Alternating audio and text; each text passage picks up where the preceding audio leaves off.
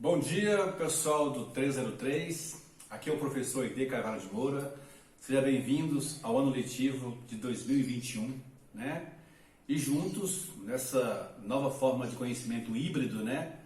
Entre o material que você recebe na escola escrito e o digital, né? O online, o cibernético. E quando se trata de cibernético, né? Digital, a gente está falando de conhecimento industrial, né? E tem muito a ver sobre o contexto histórico do surgimento do que vou falar hoje, que é a sociologia. Porque é o seguinte, gente, a sociologia é uma série de fatores que, né, a economia, que modificou a política, a economia, a política e a sociedade. Então precisava de uma ciência que fizesse análise, né, dessas mudanças ao longo do contexto histórico. Porque eram mudanças muito profundas, né? E nesse contexto precisava que os fatores históricos, né, eles estavam influenciando, né, o surgimento dessa ciência chamada sociologia. É claro que a sociologia só surge lá no século XIX com Augusto Comte, né, e com mais precisão, e Émile Durkheim, né, que são através do positivismo, né? Porque o positivismo de Durkheim mais Comte, eles pegam esse contexto da Revolução Industrial, né? Para analisar os fatos históricos a partir do desenvolvimento tecnológico, industrial, né? Científico, né? Porque o positivismo tem esse nome positivista porque a ciência ela só trabalha com testes e prova. E a pessoa pergunta, deu positivo? O seu exame de sangue, o seu exame de... se aquela placa de metal amalgou na outra, positivo ou negativo? Não, positivo. É um termo que se usa no campo científico, né, para explicar se algo está atendendo a capacidade de desenvolvimento científico, né? Assim, que não há uma perda de tempo, né, na questão da mudança da sociedade. E é muito a linguagem do conhecimento científico, né, nesse sentido. Então chama positivismo por isso. E aí o que aconteceu? Primeiro veio o Renascimento, né, porque o Renascimento é um período de transição de uma Europa medieval para a Europa moderna. E passa a valorizar mais a ciência e as artes. E aí começa então, você tem o conhecimento científico, o homem passa a ser o centro das atenções, né? Se você vê aquela figura de Da Vinci, né? O homem vitruviano, né? Que é um desenho, um homem nu vitruviano, que ele fala que o homem é a medida de todas as coisas. Não é mais aquele homem coletivo de Deus, do pecado, do medo, da angústia, né? Do castigo, do pecado, que vai sofrer punição. O homem, então, ele passa a ter um espaço, como se diz, teocentrismo, né? Deus é o centro do universo. Aí passa a ser o antropocentrismo, né? Antropo é homem, né? Vem de antropologia, né? O estudo do homem e sua cultura, né? E aí o homem passa a ser o centro do universo. O individualismo dele, a criatividade, o olhar que ele vê, né? A esperança. Porque o Renascimento, o que é o Renascimento? Ele pega a ideia clássica de Grécia. O que é clássico? É modelo. Tudo que é clássico é um modelo. Clássico do futebol, Fluminense e Flamengo. Todo time quer jogar tão bem como Fluminense e Flamengo. Clássico do futebol mundial, Bayern de Munique, Liverpool, então Barcelona e Real Madrid. Clássico é tudo aquilo que serve de modelo. Então aquela ideia medieval de peste, guerra, né? Conventos fechados, pecado, a igreja perdoando pecados por compra de indulgências, né? Simonia, né? Que é a compra de obras sacras, né? Então tinha mais de 300 cruzes, né? Que o pessoal falava, isso aqui é a cruz que Jesus morreu, isso aqui é o Santo Graal, isso aqui é o feno que o menino Jesus nasceu, né? Tudo para ganhar dinheiro, né? É a questão de vender obras sacras. Então precisava explicar essa mudança complicada, né? Então você tem um renascimento, né? Da cultura grego-romana, né? Que surge na Itália ali. Por causa de quê? Por causa de outro fator chamado surgimento do capitalismo. Principalmente o mercantilismo, que é outra coisa, porque aí começa então o quê? As trocas comerciais e a expansão marítima. Vêm os reis, não existe mais feudo, né? Os reis passam a ser absolutos, né? Porque os reis passam a mandar, o rei Sol, Luís XIV, né? Eles concentram tudo, pesos e medida, já é um peso, uma medida só. Isso facilitou a economia, né? E aí ali tem o mar Mediterrâneo, realmente Itália, né? Porque tem o contato com o Oriente, né? Com as cruzadas, com tudo anteriormente, vai criando o mar Mediterrâneo, que é o mar do meio, né? Da Terra chamado. Então vai ali o caminho ali para as Índias, para o Oriente, né? Para a Turquia, aquele comércio fica muito vivo. E essas pessoas têm dinheiro para bancar a obra de arte, os mecenas, né? Os banqueiros, os comerciantes, a própria igreja, que é rica, começa também a patrocinar essas artes. Não tinha internet naquele tempo, não tinha publicidade. O cara, para se sentir importante, tinha que gostar de um artista como Da Vinci, Miguel Ângelo, né? Dante Alighieri, né? As 4 tartarugas ninja, né? Rafael Sanzio, né? Você sabe que as 4 tartarugas ninja são os 4, né? Renascentista mais famoso, né? Leonardo da Vinci, né? Donatello, Rafael e, né, Miguel Ângelo. Então, se você quiser saber um pouco para saber, você vai saber que esses são os 4 baseado neles, né? Então, esse surgimento, fatores que modificaram o cenário europeu, porque a Europa era rural, feudos, né? Com medo das invasões, né? O Império Romano acabou, os bárbaros. Então as pessoas começam a se fechar dentro disso. Em troca de proteção, elas passam a ser servas. Trabalham 16 horas por dia, né? Não são escravas, porque elas podem ir embora. Escravo é mercadoria, o servo não era mercadoria. O escravo era mercadoria, eu vendo. O servo você não podia vender. Se ele quisesse ir embora, ele pudesse. O risco é seu. Trabalha 16 horas por dia, né? E aí ficava naquela... em troca de proteção, porque estava cercado pelo feudo, né? Não tinha rei ainda. Aí com o advento do absolutismo, né? Começa a unir tudo, os reis, e começa a ter moeda própria, exército profissional para evitar violência, pesos e medidas, né? Imagina 300 mil feudos, cada um com uma medida diferente. Um é onça, o outro é peso, o outro é júlios, o outro é grama, o outro é metro, o outro é libra. Virava uma bagunça, encarecia o processo de dinamização. Então foi importante isso, tanto a monarquia como o mercantilismo, né? Nessa hora.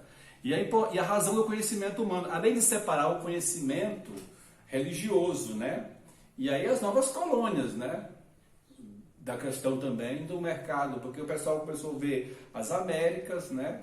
A África, né? O caminho das Índias, né? Porque precisava chegar às Índias com seus temperos, iguarias, né? Porque a Índia naquele tempo, gente, não era o país. Tudo aquilo que era o oriente do mundo chamava de Índia. Pérsia, que é o atual Irã, o Líbano, né? Japão, China. Índias, tem que estar no plural, Índias significava aquilo que estava ao oriente do mundo. Porque tinha a Índia, mas tudo aquilo que fosse, aí chamava Índias. Eram várias Índias, né? Para poder comercializar. Tinha a seda da China, a pólvora, os temperos, né? Os condimentos, né? Marco Polo, né? Que foi um grande navegador italiano, né? Foi o que mais chegou próximo de tudo, né? É tanto que tem uma marca de ônibus, né, chamada Marco Polo, porque viajante, né? Aí batizaram ela de Marco Polo. E também teve a questão do iluminismo, né? Quando o iluminismo trabalha a questão da razão, né? O conhecimento intelectual trouxe à humanidade o entendimento que a evolução moral e social está diretamente ligada à evolução intelectual. Então o iluminismo é o quê? Combater a idade das trevas, que era a idade média da Igreja Católica. Iluminar o que está escuro, né?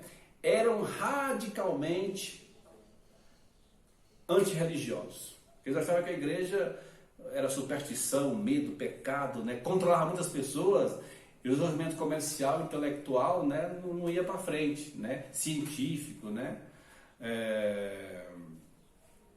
Nesse momento. Então, isso foi um grande processo que aconteceu para o entendimento da sociologia. Outra coisa foi as grandes revoluções, Revolução Americana e Revolução Francesa, né? Que mudaram a forma, por exemplo, de repente, as monarquias têm a França que vira república. Liberdade, igualdade, fraternidade. Quer dizer, onde? Não, era o rei lá, a corte, com suas festas, o povo servindo, humilhado. De repente alguém fala em liberdade, né? Liberté, égalité, fraternité, né? Liberdade, igualdade, fraternidade, e começa a fazer uma revolução entre os jacobinos, né? Que era o povo mais pobre, né? Junto com os girondinos, porque a burguesia na França, ela queria um poder econômico, queria derrubar o antigo regime, porque ele não era, ele concentrava tudo, era mercantilista, não dava liberdade econômica, o Estado controlava tudo. Então os girondinos, que era a burguesia, queria a liberdade econômica, mas manter o povo no cabresto. Os jacobinos não. Eles queriam que tivesse escola, hospital, jornal, liberdade religiosa, né? Eles eram o governo mais popular, queria a revolução. Todos eles queriam a revolução, né? Juntaram os 3 estados aí, né? A planície, né? Que eram os do meio, a direita, né? Essa expressão, ficava o girondino, e a esquerda ficava o povo que lutava mais pelo pobre. E gerou esse termo, né?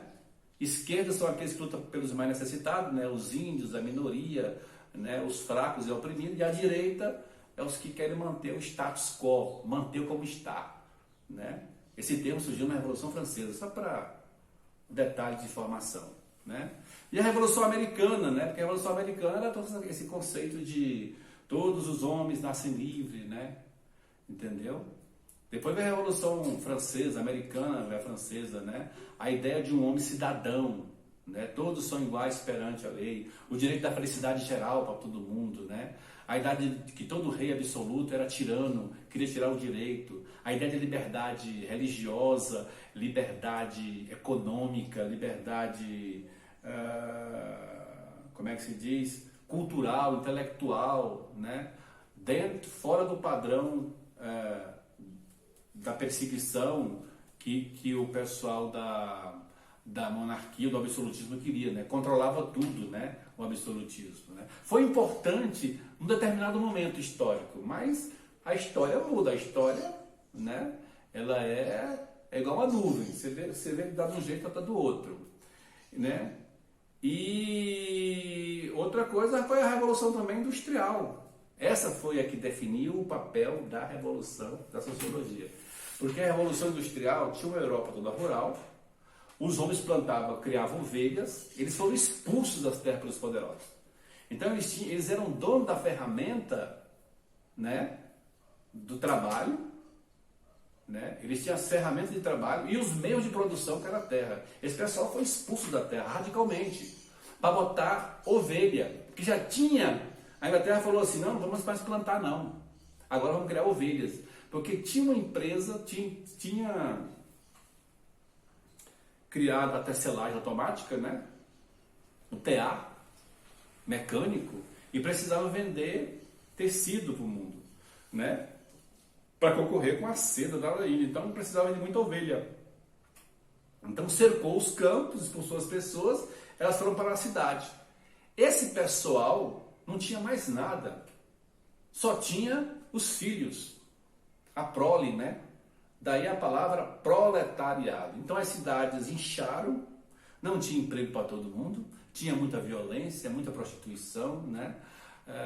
Crianças de 8, 10 anos trabalhavam 16 horas por dia, mulheres, preferia botar mulheres e homens e crianças para trabalhar, porque os homens poderiam revoltar pela força física, né? Insalubre, né? Péssimas condições de trabalho nas empresas, né? As crianças cortavam o dedo com a unha, né? Morria asfixiada. Naquela época, gente, uma pessoa vivia apenas aos 35 anos, você vivia aos 70 anos, 90 anos, né? 45, você passasse de 45 anos, era graças a Deus. Tinha o frio, tinha tifo, tinha as pragas, né? Depois veio a gripe espanhola, essas doenças, né? Matava muita gente, sabe? Mas o capitalismo tem mercado de reserva. Muita gente fala, você não quer trabalhar por um salário? Não, você não quer trabalhar por meio salário? Aquele trabalha por 25%. Porque tem um mercado de reserva que a pessoa desesperada faz isso. O pior inimigo de um desempregado, é um desempregado, que sujeita a ganhar menos do que aquele porque está desesperado. O capitalismo sabe disso. Então precisava da sociologia para explicar isso. Entendeu? Essas mudanças todas que eu falei, profunda, do Renascimento, do Iluminismo, do surgimento do capitalismo com o mercantilismo e a expansão marítima, das grandes revoluções americana, francesa e industrial, se não tivesse a sociologia, como é que você explicava as minúcias, né, para chegar a entender a sociedade? Aí você não entende o que é pobreza, você não entende o que é poluição, você não entende, né, o que é primeira, segunda e terceira revolução industrial, porque tem a primeira foi a do tear mecânico, a vapor, né? A segunda foi do petróleo, né? Entre os carros, né? A Ford, produção em série. E a terceira revolução industrial qual é, gente? É essa que nós estamos aqui, né? Do Vale do Silício, a internet, né? Os computadores, a máquina, a informação online, né? Os dados binários, né? Isso que vocês estão todo dia na palma da mão de vocês. E isso aí influencia até hoje vocês. Né? Daqui a pouco o pessoal está entendendo como é que isso... e a sociologia já está estudando como é que isso impacta na nossa socialização. Porque está todo mundo ligado ao computador e como é que fica? Então esse é o contexto do surgimento da sociologia no mundo, né? A necessidade dela para explicar a sociedade. Tá bom? Muito obrigado e eu espero que vocês tenham gostado dessa aula. O material já enviei para vocês, né? Semana passada. Vocês estudem, respondem as questões e fiquem à vontade. Essa aula é gravada porque, infelizmente, eu estou à base de analgésico fortíssimo. Não estava nem conseguindo sentar por causa de uma coluna, né? Estou fazendo consulta, fisioterapia. Então, eu não posso, como é que se diz? Responder as dúvidas de vocês. Mas no próximo momento, conforme eu for melhor da saúde, a gente vai entrar ao vivo, tá bom? Muito obrigado e até uma próxima aula. Estudem